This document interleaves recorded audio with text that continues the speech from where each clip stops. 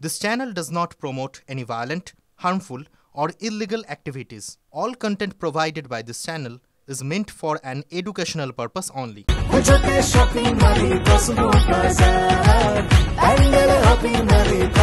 Cosmo বাজার পুজোর shopping two pandal hopping সঙ্গে রয়েছে দারুণ আকর্ষণীয় উপহার। নজর রাখবো পরের খবরে। পরপর দুদিন গ্রিন লাইনে মেট্রো পরিষেবা বিঘ্নিত হচ্ছে। বিদ্যুৎ বিভ্রাটের জেরে আজকেও বেশ কিছুক্ষণ পরিষেবা বিঘ্নিত হয়। প্রায় 30 মিনিট পর স্বাভাবিক পরিষেবা। উদ্বোধনের 1 মাসের মধ্যেই প্রশ্নে নতুন রুটের পরিষেবা।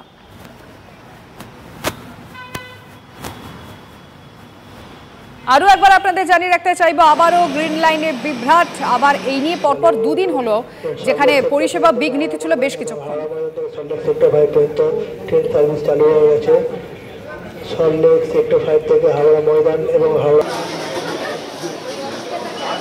পরপর 2 দিন 24 ঘন্টা কাটলো না, ফের গ্রিন লাইনে বিভ্রাট।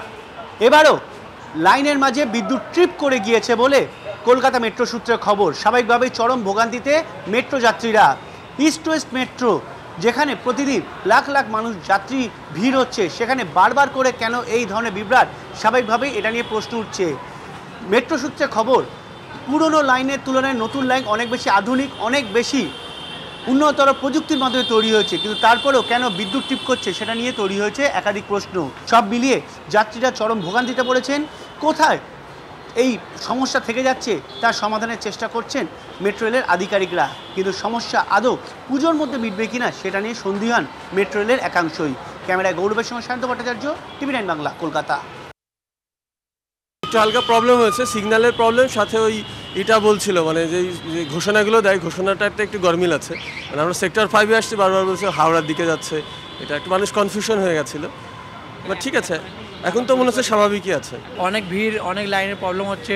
কালকে মেট্রোতে 1 ঘন্টা লেট ছিল। হাওড়া মেট্রো যায়নি, শিয়ালদা सेक्टर 5 দিয়ে চলেছে, हावड़ा যাচ্ছে না মেট্রো। सर्विस आज तो प्रॉब्लम था, केवल इसी साइड में चल रही थी, हावड़ा साइड नहीं चल रही थी। हाँ, अभी प्रॉब्लम में है। कितना प्रॉब्लम हो रहा है आप लोग का? नहीं, अनाउंसमेंट में थोड़ा प्रॉब्लम था, बट मुझे तो पता चल गया, लेकिन कुछ लोगों को प्रॉब्लम हो रहा था। মানে খুবই গ্যাপে গ্যাপে আসা হচ্ছে, মানে একটা অ্যালাউন্স এক জায়গা করছে, এক জায়গা করছে না, সবাই কোথাও মানে সমস্যার মধ্যে দিয়ে আসা যাওয়া হচ্ছে মানুষের, পাবলিকের। সমস্যা বলতে জায়গা পাওয়া গেল না, প্রচণ্ড ভিড়। উনি ক্যান্সারের পেশেন্ট, টাটাতে আমরা চিকিৎসা করাতে যাচ্ছি। আগে তো মানে ঠিকঠাকই যাওয়া যেত, এখন তো সেটা হচ্ছে না আর কি। আজ আদালতে পেশ কাকদ্বীপের শিক্ষককে পেটানোয় ধৃত তৃণমূল নেতা। ধৃত ত্রিদীপ বারুই স্কুল পরিচালন সমিতির সভাপতি ও তৃণমূল পঞ্চায়েত সদস্য। বীরেন্দ্র বিদ্যা নিকেতন স্কুলের ভারপ্রাপ্ত প্রধান শিক্ষককে ঘাড় ধাক্কা দিয়ে বের করে দেওয়ার অভিযোগ। ত্রিদীপের কীর্তি সামনে আসার পরও এখনো কোনো ব্যবস্থা নেয়নি তৃণমূল। কবে অভিযুক্ত নেতার বিরুদ্ধে ব্যবস্থা নেবে তার দল? আমরা সেই ছবিটা আপনাদেরকে আরো একবার দেখাবো, ঠিক কিভাবে সেই মুহূর্তের ছবিটা যখন শিক্ষককে পেটানো হচ্ছিল, তৃণমূল নেতা কিভাবে মারছিলেন, যেটা সিসিটিভি বন্দী হয়েছে, সেই ছবিটা আর একবার।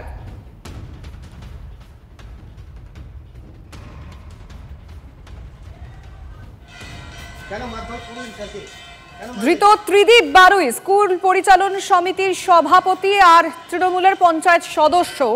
কিভাবে স্কুলের বিদ্যানিকেতন মানে বীরেন্দ্র বিদ্যানিকেতন স্কুলের ভারপ্রাপ্ত প্রধান শিক্ষককে ঘাড় ধাক্কা দিয়ে বের করে দিয়েছিল, সেই মুহূর্তের ছবিটা আপনাদেরকে দেখাচ্ছি। আর তারপর তাকে এখন মানে কবে তার বিরুদ্ধে ব্যবস্থা নেওয়া হবে, দল কবে ব্যবস্থা নেবে, সেটাও আমরা দেখব।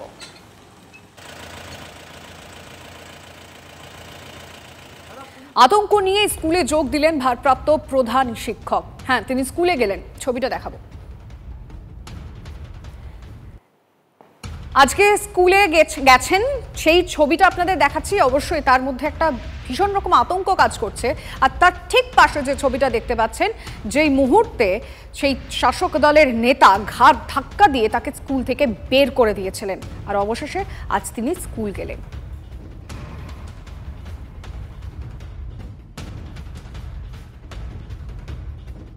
সেদিন প্রকৃতপক্ষে একটি শিক্ষামূলক ভ্রমণের আমরা আয়োজন করেছি একাডেমিক গার্জেনের সিদ্ধান্ত নিয়ে। সেই বিষয়ে হঠাৎ করে প্রেসিডেন্ট সাহেব এসে একটা কাগজে লিখেছেন বিভিন্ন কিছু, যেগুলো সম্বন্ধে আমি সহমত নই। তিনি বলছেন যে এটাকে রিসিভ করে দিন। তো আমি বললাম যে এটা তো আমি রিসিভ করব না।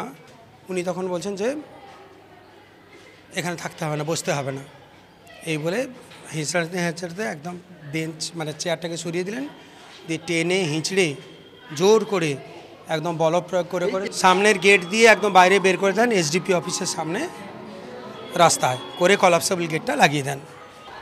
এ তো ভীষণ কষ্ট, সারা জীবনের তিলে তিলে সঞ্চয় করা যে সম্মান সেটা যেন এক মুহূর্তে ধূলিসাৎ হয়ে গেল, এরকম একটা অনভিপ্রেত ঘটনায় এগুলো কোনো আশা করতে পারিনি। যদি কোনো কিছু প্রধান শিক্ষকের ভারপ্রাপ্ত প্রধান শিক্ষকের কোনো ত্রুটি যদিও হয় তাহলে তার প্রসিডিওর রয়েছে, তার দপ্তর রয়েছে, কিন্তু এভাবে যে বলপ্রয়োগ করা যায় এরকম প্রভাবশালী রাজনৈতিক সদস্য হয়ে, এটা একটা অদ্ভুত ব্যাপার এবং অত্যন্ত অনাকাঙ্ক্ষিত, এবং আমি ভীষণ মর্মাহত। পুলিশ যে সমস্ত ধারা প্রয়োগ করেছে সেগুলো বলছে যে লঘু ধারা প্রয়োগ করা হয়েছে, এটা প্রত্যাশিত নয়।